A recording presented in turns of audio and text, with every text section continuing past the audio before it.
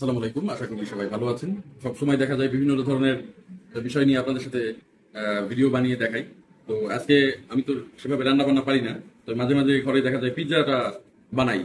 পিৎজার জন্য আপনারা সবাই জানেন যে এভাবে ডো বানিয়ে রাখতে হয়। এর ভিতরে ময়দা, ডিম, তারপরে হচ্ছে অনেকে আছে গুঁড়া দুধ দেয়, আমিও দিই গুঁড়া দুধটা, তেল, এগুলো দিয়ে আস্তর করে খাস্তা বানিয়ে তারপরে আপনার এরকম এয়ার টাইট করে রাখতে হয়, যাতে করে জিনিসটা ফুলে ফেপে থাকে।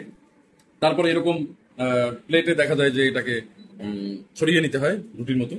তারপরে কাজটা হয় হচ্ছে এই যে প্রথম কাজটা থাকে সসটা দেয়া।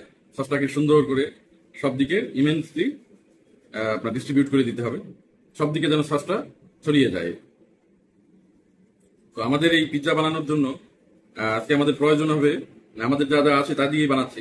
পিৎজা তো অনেক ধরনের হয়, আপনি বিভিন্ন ফ্লেভারের পিৎজা পাবেন। তো আমাদের এটা হবে চিকেন পিৎজা, বাসায় চিকেন ছিল, চিকেনটা দিয়েই বানাচ্ছি। আর সেই সাথে আমরা ব্যবহার করবো হচ্ছে চিজ। চিজটা আপনার লাগবেই, সকল পিৎজাতেই দেওয়া ভালো, চিজটা দিলে ফ্লেভারটা ভালো আসে। আর এই রুটির যে ডোটা আছে, ডোটা অবশ্যই গুঁড়া দুধ, তারপরে হচ্ছে ডিম, এগুলো ব্যবহার করলে পিৎজার টেস্টটা বা যে ক্রাশটা থাকে এটা অন্যরকম একটা ফ্লেভারফুল হয়ে ওঠে। এর পরের কাজ হবে আমাদের হচ্ছে এই যে কিছু পেঁয়াজ দিয়ে দেয়া। সবকিছুই চেষ্টা করবেন অল্প হোক কিন্তু সব দিকে ছড়িয়ে দেওয়ার, তাহলে আপনার যে ক্রাশটা থাকবে ওটা খেয়ে আপনি মজা পাবেন। কারণ হচ্ছে ভিতরে জিনিসগুলোর ফ্লেভারটা আসবে, এসেন্সটা পাওয়া যাবে। সেই সাথে এখানে আমি আমার যে ওভেনটা আছে ওইটাকে প্রিহিটের জন্য দিয়ে দিছি। পিৎজা বানানোর জন্য ওভেনে বানালে কিন্তু আগে প্রিহিট দিতে হবে, তাওয়াতে সেটা প্রয়োজন নেই। কিন্তু দেখা গেছে যে কিসের জন্য এটা প্রিহিট দিতে হয়, ওভেনটাকে প্রিহিট দিলে পিৎজাটা ভালো হয়। এরপরে আমরা দেবো হচ্ছে মাংস। মাংসটা ওইভাবে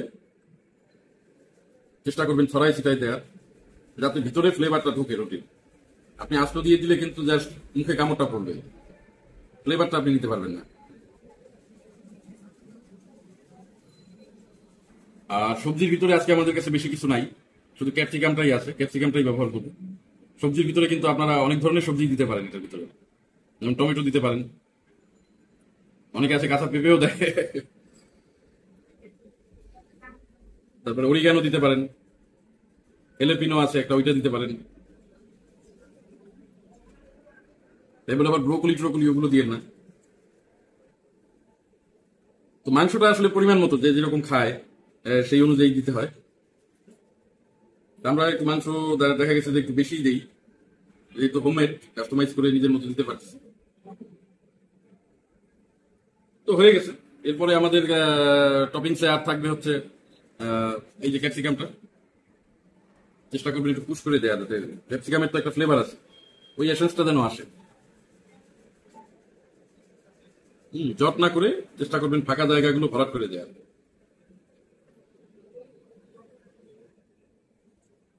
আমার মনে হয় এনাফ আছে এখানে। এর পরবর্তী আমাদের কাজ হবে হচ্ছে এই যে মোজরেলা চিজ যেটা আছে, এটা আমি ক্রাশ করে রেখেছিলাম, এইটাকে আমাদের ছড়াই দেওয়া হবে হচ্ছে পরবর্তী কাজ। এইটার কারণে কিন্তু পিৎজাটা ভালো লাগে বেশি। অনেকে আছে শুধু চিজ পিৎজাটাও খায়, কিন্তু খায় এখন এমন ওই যে মার্গারিটা যেটা আছে পিৎজা, ওটা কিন্তু শুধু চিজের, আমি মাঝে মাঝে ওইটা খাই, কিন্তু শুধু চিজ দিয়ে বানানো। এবং অনেক জায়গায় যে ফোর্থ চিজ একটা পিৎজা পাওয়া যায়, ওইটাও আমার কাছে কিন্তু ভালো লাগে, বিভিন্ন ধরনের চিজ দিয়ে ওইটা বানায়। দেখতে হয়তো বা অত ভালো হলো না প্রফেশনালদের মতো, কিন্তু আপনি বিশ্বাস করবেন কিনা, আমি কিন্তু এটা মানে রাতের ক্রেভিংস আমার। মাঝে মাঝেই আমি দেখা গেছে রাতে পিৎজা আর পাস্তা রান্না করে খাই, দুইটা পদ। তো সবশেষে আমরা হচ্ছে পরিমাণ মতো লবণটা দিয়ে দেব, যার যেমন প্রয়োজন হয়। অনেকে আছে টেস্টিং সল্টটা ব্যবহার করে, লবণটা দিচ্ছি। তো এরপরে আমরা দিব হচ্ছে গোলমরিচটা। গোলমরিচটা আমি হাতে নিয়েই দিচ্ছি, কারণ আমার ওই পরিমাণ আন্দাজটা ঠিক থাকে না, এই জন্য সাধারণত আমি হাতে নিই, তারপরে সব দিকে দিয়ে দিই।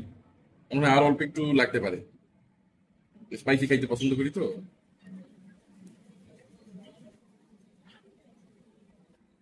তো এরপরে আমরা দিব হচ্ছে মিক্সড হার্ব।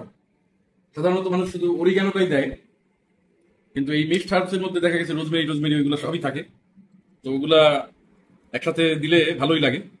পাস্তা পিৎজাতে আপনারা এরকম মিক্স হার্ব কিনে নিতে পারেন, স্বপ্ন বাসুবা সবগুলাতে পাওয়া যায়। আমাদের ডোটা রেডি। এখন শুধু এটা আমরা একটু স্পাইসি হবে, আপনারা দেখেই বুঝতে পারতেছেন। আমরা একটু স্পাইসি খাই, আপনারা যাদের দেখা গেছে যে স্পাইসি খান না, তারা এই হার্বস বা এই যে গোলমরিচ বা লবণ একটু কম দিতে পারেন। এরপর আমরা এটা ওভেনে দিয়ে দিব।